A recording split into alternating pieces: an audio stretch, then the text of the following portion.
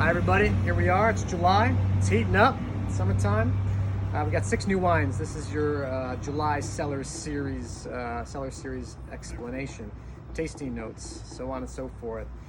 These wines, by design, are kind of easy breezy. They are like ready for the beach. They're ready for your next barbecue. They're ready for your wine geek buddy to come over to, but they're decidedly light and just kind of joyful, and we're kind of excited about that. So 3 whites, 2 rosés, and 1 red, kind of like for the season. You know, we're not like dabbling with really any heavy red wines. It's just too damn hot to like to do that to each other. So let's kind of jump in here. It's $125, so that's with the 20% kind of factored in, but a really good value on this one. I think there's just a lot of kind of bang for your buck with some of the wines. So we're looking at a Spanish white, an Uruguayan Albarino, a Loire, kind of a classic, maybe the most serious wine on the whole bunch right here. A Chenin Blanc from Loire, Mount Etna from Sicily, Northern Italy from Alto Piemonte, and then finally finish up in California. So let's jump into the Spanish white. So this is a wine from an area called Chacolí, from the Basque region of Spain.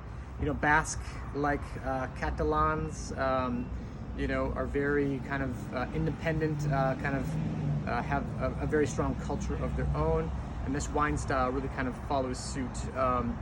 This is from a fishing village, kind of in view of the sea, from an area called Guetaria, which is right on the Bay of Biscay.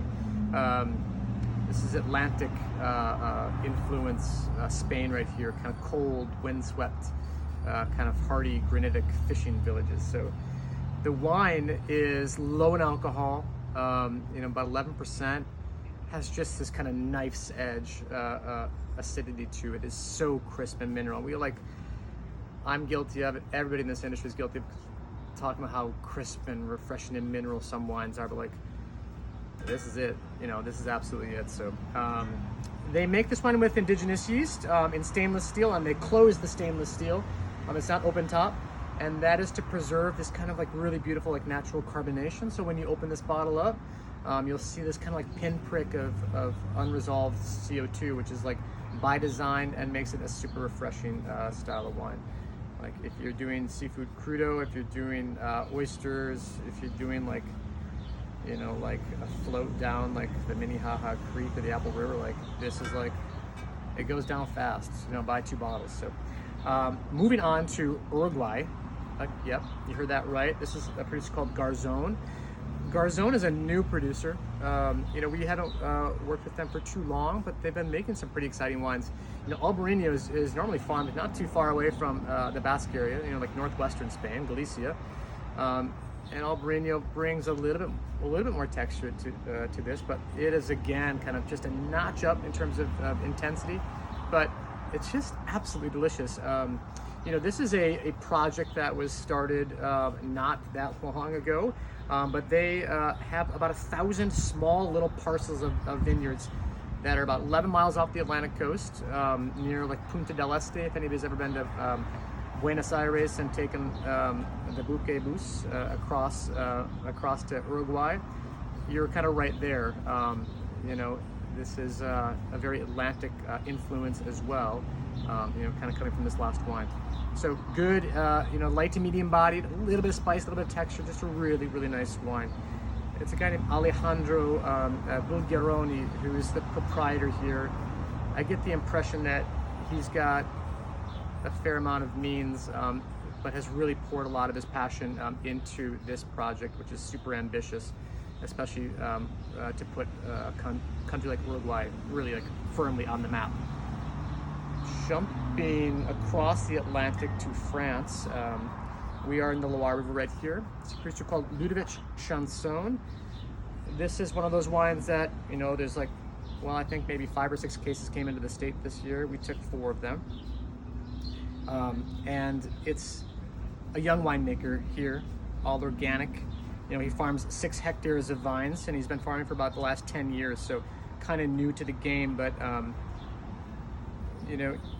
you can tell like the promise of the wine, like right out of the gate. There's just this amazing intensity and texture to this wine. This is a white wine that you know, kind of drinks a little bit like a red wine.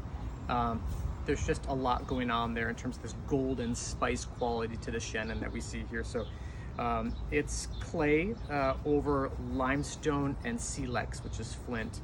So alongside of those bigger textures, there's again just this awesome like verve and acidity to the wine, which really kind of helps it out. If you're thinking like a seafood boil, corn on the cob, like this is like gonna play ball with some of those kind of sweeter flavors. So, you know, dry, but just has this suggestion of you know, sweetness because of the little tiny bit of residual sugar. So moving to Italy, we're looking at two different rosés, and these are bookend styles, bookend wines. You know, we're starting in Sicily, and we're gonna end up in Alto Piemonte. So about as far south as you can go right here. We're on the north side of Mount Etna with a producer called Côte de Nera. I'll show you these bottles as well.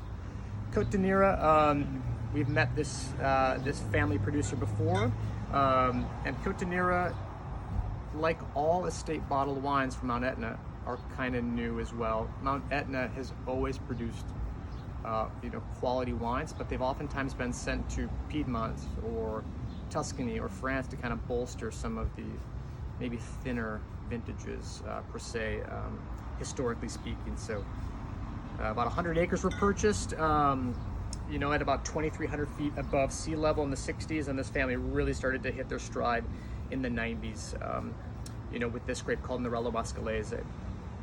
Nerello Muscalese can be a lot like Nebbiolo. It can be kind of akin to Sangiovese. You know, there's big, bright red fruits to the wine, but it also has, at least in its rosé format, this very Provençal kind of style. You can see by its color, it has this kind of very pale, kind of desirable color for many. But it's just a very pretty wine. Like it's like right down the fairway. It's really, really fun and classic. So moving into our second rosé, this is Valana, and Valana is from you know, the Alto Piemonte, about 100 miles north from Barolo. You know, where Nebbiolo is kind of maybe at its apex for a lot of people. You know, Barolo and Barbaresco, but I think we really need to consider the Alto Piemonte for a lot of different reasons. You know, the Nebbiolo from these vineyards is very different than the wines from a little bit further south, and the resulting rosé here, you know, you can kind of see the color now. Like there's just more concentration. There's just kind of more guts to this wine. So, you know, the wine here has a little bit of tannin to it, has a little bit more structure to it, a little bit more concentration. It thus can kind of handle, you know, I think a little bit more if you wanted to throw kind of more food pairing potentials at it. But I've really, really loved Nebbiolo rosés, especially in this style, that deeper color. It's just a little bit more serious all around, but I really, really enjoyed the wines from Valana in particular. So finishing up with another kind of young winemaker. Here we are with Two Shepherds. This is their 2016 Pastoral Rouge. William Allen and his wife are kind of the shepherds of this project, which is kind of sourcing fruit from a lot of old vines from around California. They have a small estate vineyard, kind of a classic story. You know, they kind of rent to own in a lot of ways. You know, they've worked with a lot of the great vineyards in California, making very, very small lots. I mean, this is 150 cases made, period. That's all that was made of this wine. Not much comes into the state either. So this is a blend of Grenache, Syrah, Carignan, and Mourvèdre. 15 months in neutral barrel, kind of the key there in a lot of ways, and 75% whole cluster. So that combination right there lends itself to kind of this wild expression. It's pretty light on its feet, again, kind of low in alcohol.